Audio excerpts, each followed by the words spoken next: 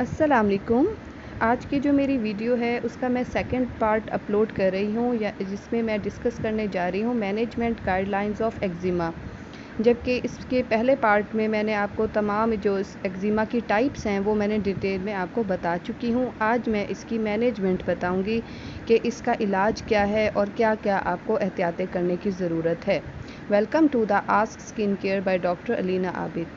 Eczema जिसको हम चंबल भी कहते हैं यानी खुश्क खारिश वाली जिल्द, ये एक लंबा अरसा चलने वाली बीमारी है जिल्द की, जिसमें उतार चढ़ाव भी रहता है। ठीक है, कभी सर्दियों में ज़्यादा हो सकती है, कभी ये गर्मियों में बढ़ जाती है। तो इसकी ट्रीटमेंट में मेन ट्रीटमेंट ये है कि हमने इसका इच साइकिल ब्रेक करना होता है। ट्रीटमेंट अप्रोच क्या है कि हमने पहले होता है कि सबसे पहले हमने स्किन केयर करनी है, इसलिए कि क्योंकि इसमें हमारी जो जिल्द है उसकी जो जीन होती है अपर लेयर की जो एपिडर्मिस है, फ्लैग्रिन जीन म्यूटेट होने की वजह से स्किन बैरियर डैमेज होता है। तो इसकी ट्रीटमेंट में सबसे पहले हमने स्किन केयर करनी होती है। स्किन केयर में जो है इसमें टॉपिकल मॉइस्चराइज़र्स इसलिए लगाए जाते हैं ताकि स्किन की जो बैरियर है उसको मेंटेन किया जा सके, क्योंकि इसकी डिज़ीज़ में जो कि एक जीन जिसको हम फ्लैग्रिन कहते हैं वो म्यूटेटेड होता है, तो वाटर जो है वो हमारी स्किन में मेंटेन नहीं रहता। तो मॉइस्चराइज़र जो है वो स्किन बैरियर को मेंटेन करते हैं, हाइड्रेशन लेवल को बरकरार रखने में मदद देते हैं। जो ज़्यादा बेटर इसमें ऑइंटमेंट हैं वो हाइड्रोफिलिक ऑइंटमेंट हैं जिनमें हेपरिन या यूरिया प्रिपरेशन हो, या फिर लीवोमेनॉल एक ऑइंटमेंट है जो कि इन्फ्लेमेटरी एजेंट है और इन्फ्लेमेशन को कंट्रोल करता है। इसके अलावा ऐसे ऑइंटमेंट जिनमें जिंक ऑक्साइड हो या पेट्रोलेटम हो वो भी बहुत ज़्यादा इफ़ेक्टिव रहते हैं। बाथिंग, शावरिंग और वाशिंग का मैंने आपको एक और वीडियो भी अपलोड की है कि इची स्किन को कैसे कंट्रोल करना है।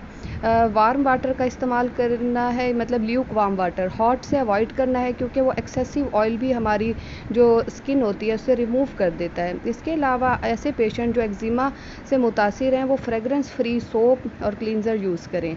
इसके अलावा आपको एग्जर्बेटिंग फैक्टर्स को ज़रूर देखना चाहिए कि इस किस वजह से बढ़ रहे हैं। नॉन स्पेसिफिक इरिटेशन भी हो सकती है, कॉन्टैक्ट एलर्जी जैसे मेटल है, लैटेक्स ग्लव से, फूड एलर्जी से हो सकता है जैसे नट्स वगैरह हैं।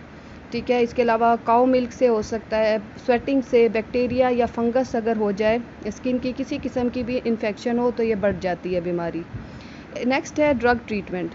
ड्रग ट्रीटमेंट में हमने पेशेंट को थोड़ा सा मैं ओवरव्यू बता दूं कि इचिंग कंट्रोल करनी होती है, इच साइकिल ब्रेक करना होता है। अगर पेशेंट मज़ीद खारिश करेगा तो मज़ीद जो है बीमारी जो है वो बढ़ेगी। ठीक है, तो हमने ऐसी ट्रीटमेंट देनी है कि पेशेंट जो है वो इचिंग करने से स्टॉप हो जाए ताकि ब्रेन उसको सिग्नल देना बंद करे। तो इसके लिए टॉपिकल एंटी इन्फ्लेमेटरी पहले दी जाती हैं जैसे कि स्टीरॉइड्स हैं, टेक्रोलिमस है। इसके अलावा करीसाबेरोल एक ऑइंटमेंट है, फॉस्फोडाइस्ट्रेज इनहिबिटर है। ठीक है, यू करीसा के नाम से आता है। ये तमाम जो हैं वो टॉपिकल हैं जो कि इचिंग को कंट्रोल करती हैं, इन्फ्लेमेशन को कंट्रोल करती हैं। और इसके बाद प्रोएक्टिव थेरेपीज़ हैं। ठीक है, यानी कि इसमें हम जो मेन ट्रीटमेंट है उसके साथ साथ और भी कम्बिनेशन में ट्रीटमेंट देते हैं, ड्राई बैंडेजेस, मेडिकेटेड ड्रेसिंग्स। इसके अलावा वेट रैप थेरेपी जो है वो आप होम पे भी कर सकते हैं। वेट रैप थेरेपी जो है वो एक तरह से पेशेंट को सूदिंग इफ़ेक्ट देती है। ठीक है, और वेट रैप्स जो हैं वो अवेलेबल भी होते हैं मार्केट में। वेट रैप थेरेपी है क्या कि पेशेंट को नीम गर्म पानी से नहला के ऑइंटमेंट या जो भी मेडिकेटेड क्रीम है या ऑइंटमेंट लगा के वेट रैप जो है वो उस एरिए पे लगा दें, जैसे आप पिक्चर पे देख भी सकते हैं। और सुबह 12 घंटे के बाद जो है वो रैप रिमूव करेंगे तो काफ़ी हद तक पेशेंट को सूदिंग इफ़ेक्ट होगा। तो इसको हम wet wrap therapy of eczema कहते हैं।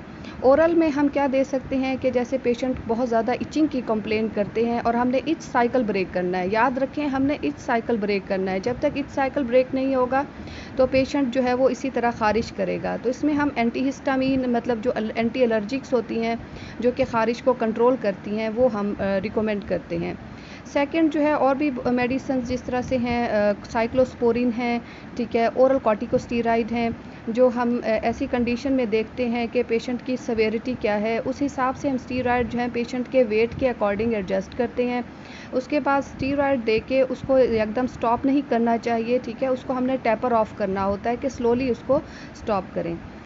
अगर इन चीज़ों से फ़र्क ना पड़े तो फिर अल्ट्रा वायलेट रेडिएशन थेरेपी है। ठीक है, जिस तरह आप पिक्चर्स में देख रहे हैं इस तरह का एक चैम्बर होता है जिसमें पेशेंट को हम यूवी थेरेपी देते हैं और फिर उसके बाद जो है उसकी जो इंटेंसिटी है वो पेशेंट की डिज़ीज़ के अकॉर्डिंग जो है एडजस्ट की जाती है। और इसके सेशंस जो होते हैं बाज़ औक़ात कुछ वीक्स लगते हैं या कुछ मंथ में लगते हैं। इसके अलावा एडजुवेंट थेरेपीज़ हैं, जैसे कि हम अभी उनमें सर्च है, जैसे कि एक्जिमा में मेन ट्रीटमेंट जैसे स्टीरॉयड के साथ साथ विटामिन डी सप्लीमेंटेशन का भी रोल कहा जाता है कि बहुत है। सैमटेडीन है। इसके अलावा रिसेंटली प्रोबायोटिक्स भी पेशेंट को दी जाती हैं कि उसका भी इसके कम करती है शिद्दत को। FDA अप्रूव्ड बायोलॉजिक्स हैं, वो भी हम इसमें रिकमेंड करते हैं।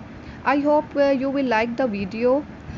मुझे उम्मीद है कि आपको ये वीडियो पसंद आई होगी और आप मज़ीद इंफॉर्मेटिव वीडियोस देखने के लिए जो है मेरा चैनल लाइक शेयर और सब्सक्राइब भी कर सकते हैं और इसको जो है कमेंट भी कर सकते हैं। अगर आपका कोई भी क्वेश्चन है और इन फ्यूचर मैं आपके लिए और भी ऐसी इंफॉर्मेटिव वीडियोस लाऊंगी, तो इसको जो है आप ज़्यादा से ज़्यादा शेयर करें और सब्सक्राइब करें। और कोई भी क्वेश्चन है आप मुझसे कमेंट करके पूछ सकते हैं। और इस वीडियो को देखने के लिए आपका बहुत शुक्रिया। और मेरे चैनल जो है वो @skin health vitality 5959 के नेम से है। शुक्रिया।